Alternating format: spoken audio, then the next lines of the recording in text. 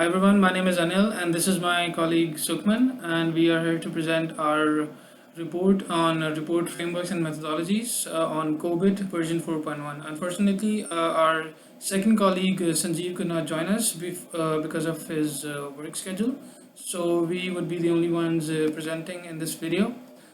Uh, I'll start off with the introduction for Cobit version 4.1. Cobit is an abbreviated form of control objectives for information and related technology. It's an IT governance framework that also acts as a supporting tool allowing managers to bridge the gap between the control requirements, issues, and business risk present, and transfer that level of control to the stakeholders as well.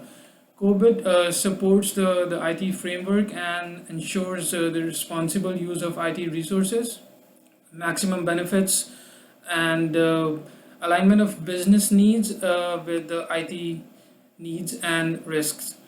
COVID framework works on the principles of IT resources, which includes application, information, infrastructure, and people. And the second principle is processes, which consists of planning and organization, and acquiring and implementation, delivery and support, and also monitoring and evaluation. Third one is information criteria. For the business objectives in the organizations to be satisfied, there is a need for information to conform to a specific control criteria. This includes effectiveness, efficiency, confidentiality, integrity, availability, compliance, and reliability. The Cobit framework components include of framework of Cobit is basic structure or the backbone of Cobit that brings all the elements together. And control objectives provide a set of high level requirements that are to be considered by the executive management for gaining complete control over all the IT processes within an organization.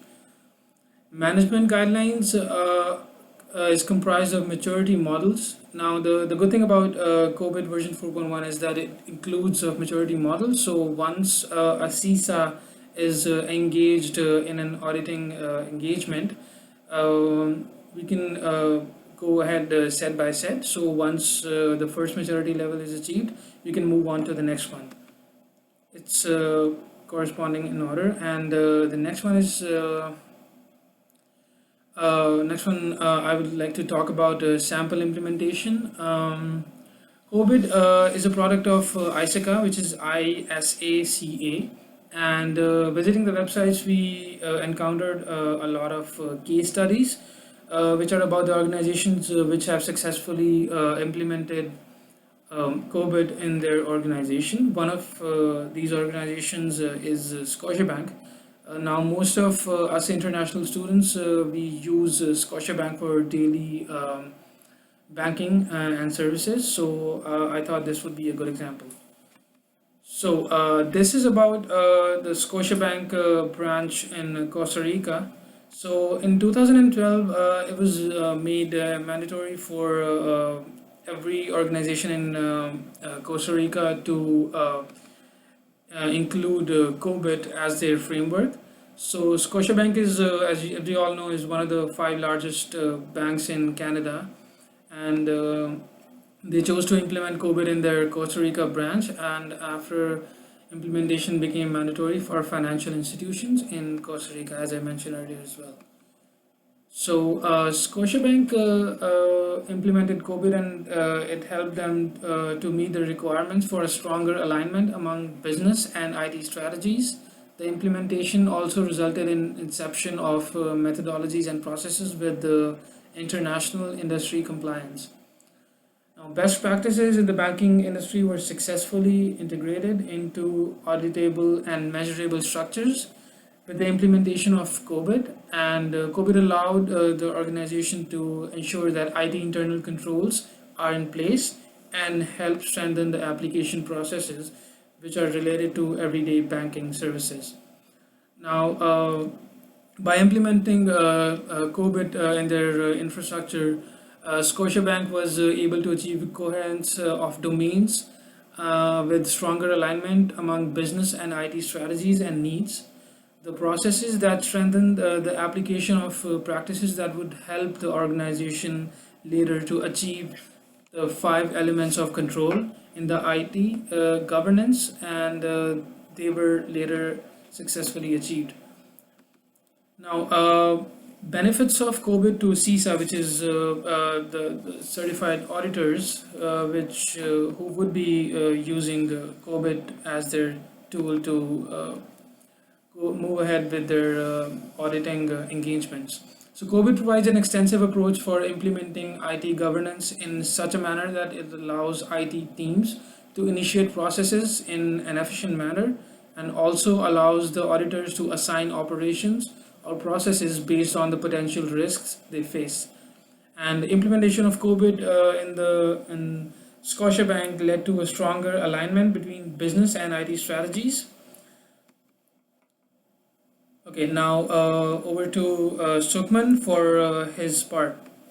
Hi, my name is Sukhman. I'll be covering the strengths and the shortcomings of Cobit framework version 4.1.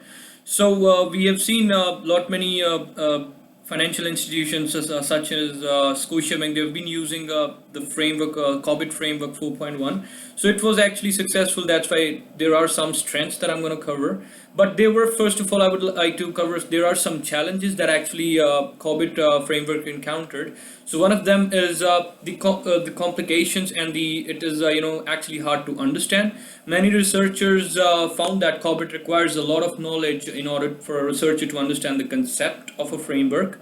So there are a lot of processes and other activities well explained in the framework, but connection between them or the maturity model is not that all specified, right?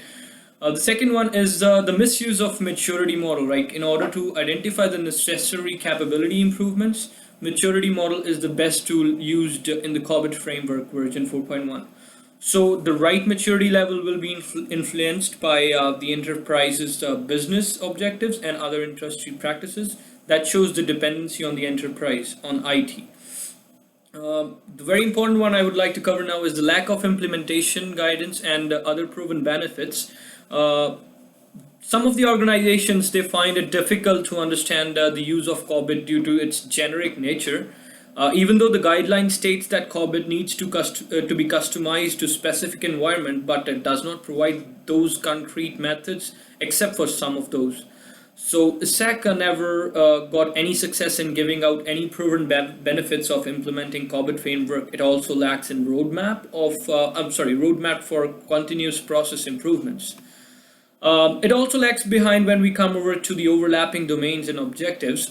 It is actually too complex to understand the Cobit is less structured control objectives, as the four domains of Cobit are getting overlapped.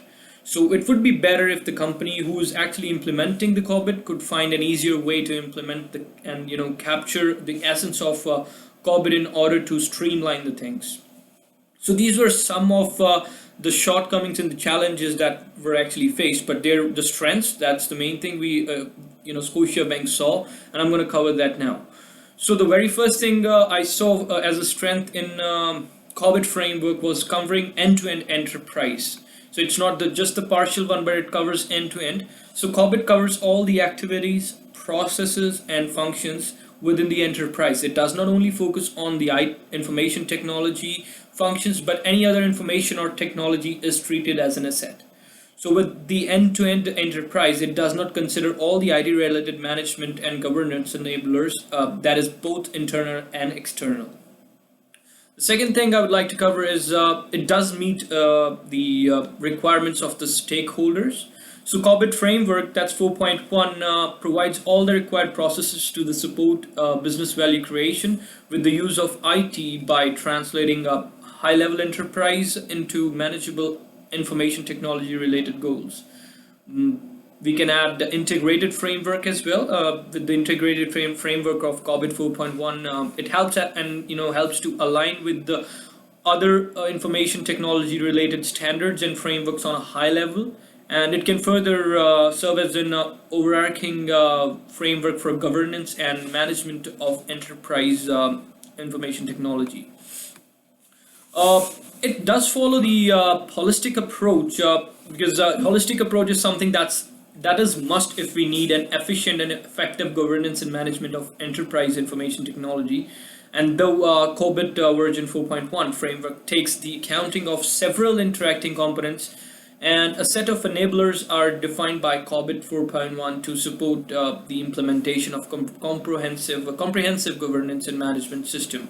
So how they comprehend the governance and management system, they actually take 7 categories of enablers.